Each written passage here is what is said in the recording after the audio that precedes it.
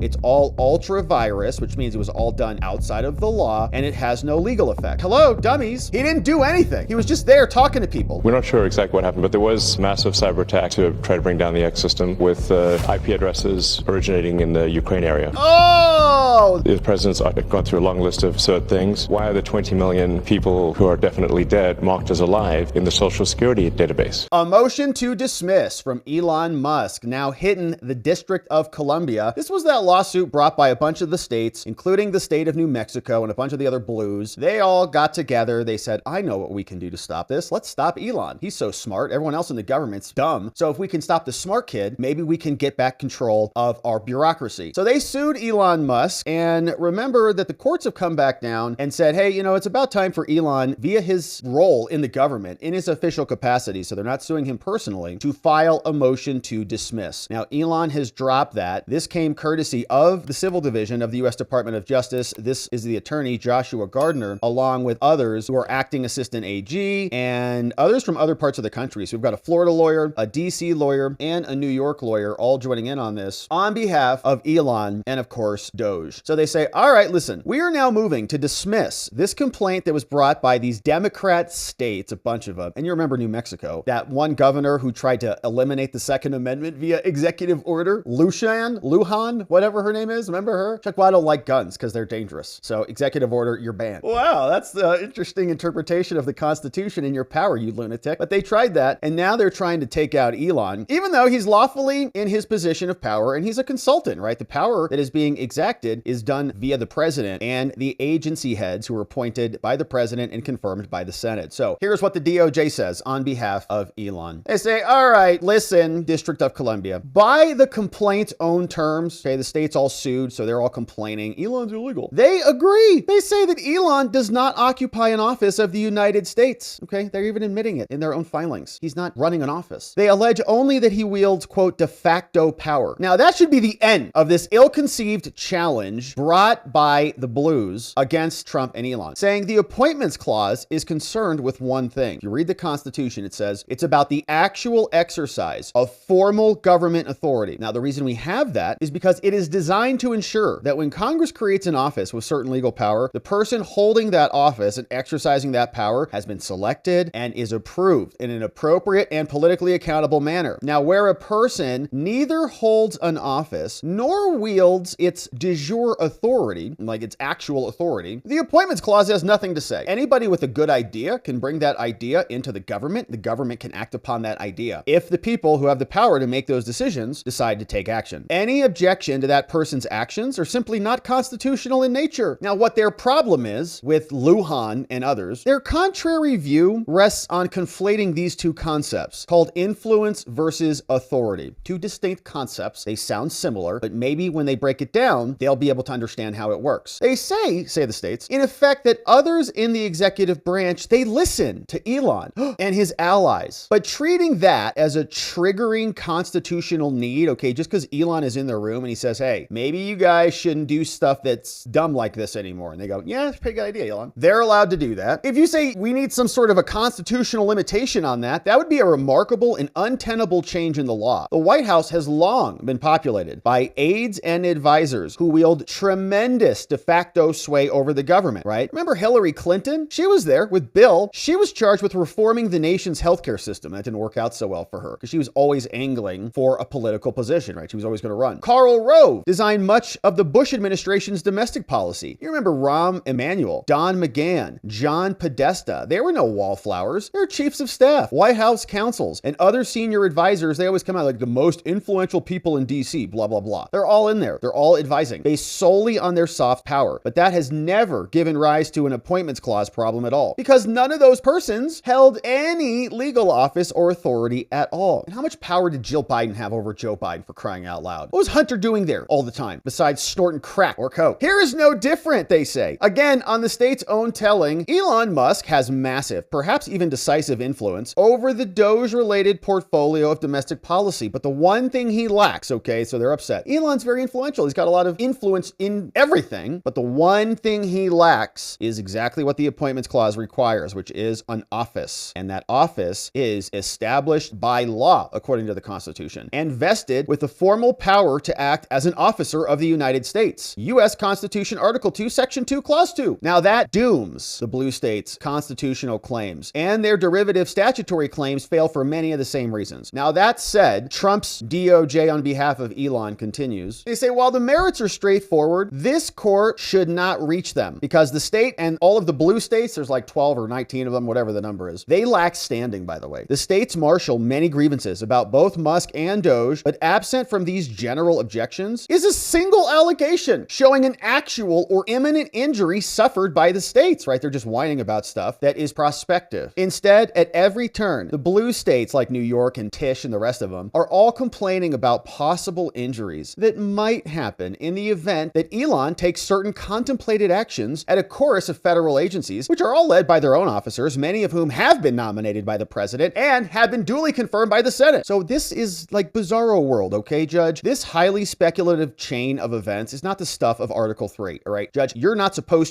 supposed to be confined to the Constitution. Article 3 gives you your jurisdiction. You're not supposed to sit here and play, that game of telephone or whatever, or that Mad Libs to see if you can come up with a possibility. If a state ends up being actually harmed by some identifiable government act, then the state can come back and challenge the legality of that act or the province in court. But they can't just come in here and just say, we're mad at Elon, babies, shoehorning their policy broadside into a justiciable controversy. Like we can sue over that because they're mad? They go back talking about DOGE. They say, all right, listen, here's some background, District of Columbia. On January 20th, President Trump entered the DOGE order. We know it well. It said that there should be a temporary organization called the DOGE Service, and the U.S. DS Administrator, the head person of DOGE, reports directly to the White House Chief of Staff. It also requires agency heads to establish DOGE teams, and the DOGE teams are within the agencies, and they might include special government employees and more. So the U.S. DOGE Service executive order directed collaboration between all of these different entities to increase efficiency and productivity and to make sure that they work together. Then on February 11th, Trump signed an executive order to submit a plan to reduce the size of the federal government's workforce. And they got mad about that. The Workforce EO directed agency heads to promptly undertake preparations for large-scale RIFs, reduction in forces, and more. In addition, agency heads must submit to the director of the OMB a report that details the following. Now, Elon Musk is here. He is a special government employee. An SGE is an officer or employee of the executive or legislative branch of the government who is retained with or without compensation for a period not to exceed 365 periods. So this person is either full-time or intermittent basis. It's a temporary type position. And so Mr. Musk in this position does not occupy an office of the United States, has no authority to exercise the powers of an officer. Now, even the blue states don't allege that Musk has any formal authority at all. Instead, the states say that Musk has de facto power because he comes with good ideas and like everybody wants to copy his homework, so he must be thrown out. 14 states, there's the official number, filed this lawsuit back on February 13th. And it was like the biggest complainers of them all. I'm pretty sure Tish is in there, Lujan's in there, and a bunch more. Now, the complaint names Elon Musk and Trump. They say this is a violation of the Appointments Clause. Elon Musk is operating in excess of his statutory authority. They want an injunction. They want a declaration. They want something ordering Elon Musk to identify all ways in which any data obtained through his agency was used and how they're training algorithmic models and derivative data and who's in custody and control of all of this. They also want unidentified conduct. They say anything that Elon has done shall have no legal effect. Okay, so everything Elon has done for these last however many days, they want to undo. It's all ultra virus, which means it was all done outside of the law and it has no legal effect. Hello, dummies. He didn't do anything. He was just there talking to people like, maybe you should do this. And they all said, we will do that. Thank you for that great idea, Elon. We will go do that. On February 18th, the court denied the state's motion for a TRO. Womp, they said, you're not even being harmed, dumb states. The court observed, based on the record, that the states could not meet their burden. They say that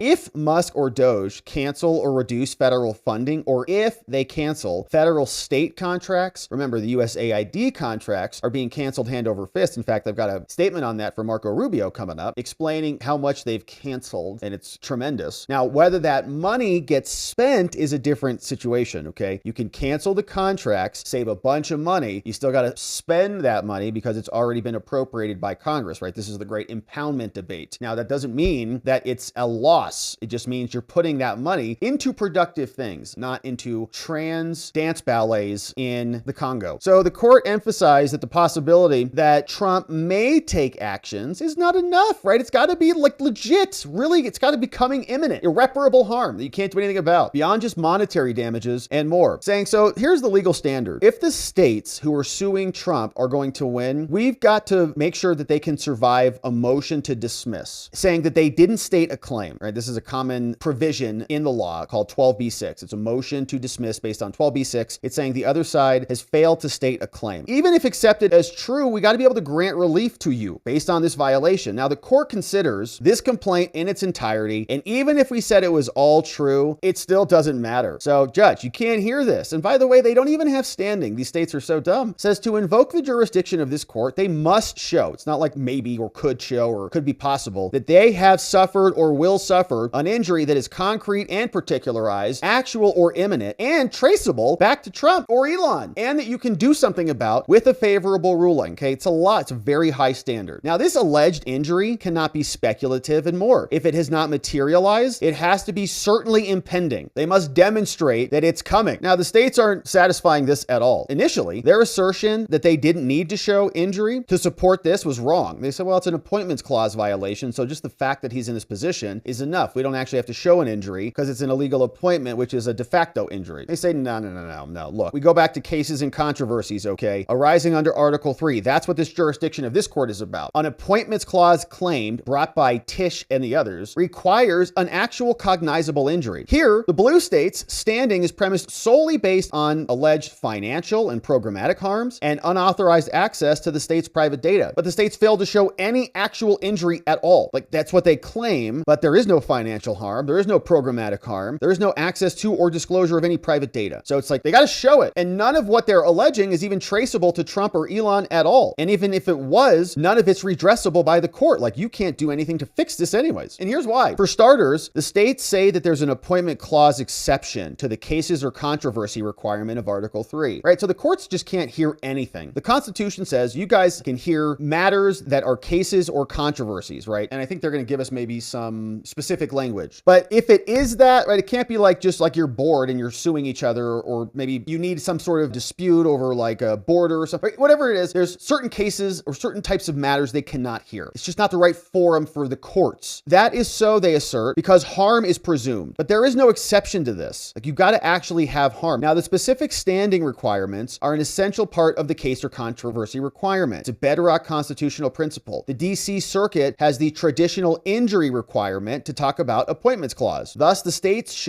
must show that there was an actual injury, some sort of a concrete harm. Now, none of the cases the states cite support some sort of an exception to this. And two of those cases don't even address standing, which they've ignored. So they go back, they got a 2000 case. At most, they're trying to talk about appointed officers when somebody was unlawfully appointed, but that was a direct injury. So across the board, Article 3 applies, okay? It has to be an actual case or controversy, and that means there has to be some sort of a harm. Here, they must show there was a concrete attributable harm. It wasn't some sort of speculative case where the courts just come in and they just kind of sit around and play what's if, like make-believe. Well, if that happened, then it's not this. It's got to be limited to very specific things. Turning to the state's alleged injuries, it becomes pretty clear why they don't even want to talk about Article 3 in the first place. Foremost, they point out that the federal government disperses billions of dollars directly to states to support law enforcement, healthcare, and many other programs, and that Trump have tried to use their power to stop those payments. The states say, again, if the federal government were to cease its obligations to the state, then they'll be harmed. And if they do, they'll feel it. Now, the states also suggest that hiring freezes and workforce reductions and more will cause delays and other problems. Now, these speculative assertions of harm, which are contingent upon future action by some unnamed actors, are plainly insufficient. Okay, you can't just make up something that might happen if these people do something, some other people sometime somewhere in the future. Saying that you may or even will be injured if certain events occur is way too speculative to be imminent harm to cause standing. And this is the same principle that can be applied to many other TROs and other lawsuits that have been brought by the unions or whomever is bringing them. And that's no basis for adjusting the rule here. Indeed, the purported injuries in the declarations by the states have submitted definitionally contingent and speculative, like even in their own documents. 14 dumb blue states. Take the declaration of this guy, Wayne. He's the cabinet secretary for New Mexico. They say Secretary Wayne, he wrote in his thing, and he's probably working right next door to Lujan. They're like, oh yeah, we understand the Constitution. You can cancel it with an executive order. It's a great idea. Passing sticky notes to each other. Secretary Will states that he expects, so I expect this is going to happen. Okay, well, did it happen or not? That the actions of DOGE will adversely impact New Mexico because we'll lose our money. If DOGE causes any delay, if existing programs are canceled, paragraph 15, if federal government fails to provide its current obligation, 17. The other declarations are also speculative, okay? They went to Catherine K.D. Chapman. Again, she can't help herself. If the actions of DOGE cancel, it's going to be a problem. Jeffrey Beckham, noting potential adverse impacts. Potential impact. Got a little clever there. Here's another one from Mariana. She said, well, I expect the actions of DOGE to adversely impact the state. Hasn't happened yet. Similar here from Sarita. Danielle Gilliam. If DOGE reduces the workforce, we're going to be in trouble. So like the allegations, all of these injuries are contingent on future possibilities that cannot occur. So then the states try something else, taking a different tack. They then contend that they are harmed. So, if that's not injury enough, we are harmed when agencies decide to reduce their enforcement activities or stop providing educational resources, citing some other cases. But those allegations are even worse. Those are even less of an injury. Okay, for one, those are even more indirect and even more speculative. They're also based on the possible failure to enforce that may someday affect the states. It's all speculative. They say, by the way, we have the power to do this. States lack standing to contest the policies of the prosecutory authority. It's up to the federal executive branch to decide how to pursue legal actions. But those indirect effects are not Article 3 injuries, lest every state would have standing to challenge virtually every federal act, right? If you don't like the policy changes of the executive branch, then every single state would sue and say, I don't like it every time. So that's not what you get to sue over. You have to have an injury upon which you have the right to be remedied that can be redressable under the law. The state's only allegation of harm that has already occurred is a single statement. They say Trump has halted payments from USAID to public universities, including to their states. So US foreign money was going back to public universities, of course. So to be sure, a financial harm of that type could support Article 3 standing, like if there is actual harm there, right? That's what we're looking for, something specific. What is it? But the states offer nothing more than an unadorned, the defendant harmed me accusation. That's all they say. Well, we're harmed because the payments got cut off. Okay, how, where, what was the money, where'd it go, what's the harm? In fact, not even that much. The basis for this statement was some woman called Leslie. She's from Washington. She said that the suspension or stop work orders from USAID or the prime award recipients, not from these defendants, okay? So it came from Rubio and the State Department. It didn't come from Elon or Trump. So why are they suing Elon? They're upset about Elon to stop him, but he wasn't even involved in that. Accordingly, even if the states suffered some harm from the USAID funds, by their own account, it's not even traceable to Elon, as opposed to the independent acts of those at USAID, right? The independent source theory for these cancellations. So none of that supports anything that they're alleging here. Elon's not responsible for this. So they wanted a temporary restraining order to stop Elon and throw him out. They relied on several cases holding that a loss of federal funding is sufficient for an injury so they can sue. But that reliance is misplaced. Each case involved that they're citing a non-speculative direct impact. So all the cases that they're referencing, it's like they were harmed. This one was Biden versus Nebraska. Student loan payments created a direct harm to the states because they owed $1 billion in loans when they waived those off. Other cases, right? Here, none of the statements that they're suing about showed any loss of federal funding was caused by Elon. So then they turned to private data. They're like, well, if he touches our data, then we're going to die. So their other injury is saying that Elon accessed the state data, so the blue states, that was housed in the IT systems. They say, well, he accessed it. That's bad for us. So they submitted two declarations, Connecticut and Arizona.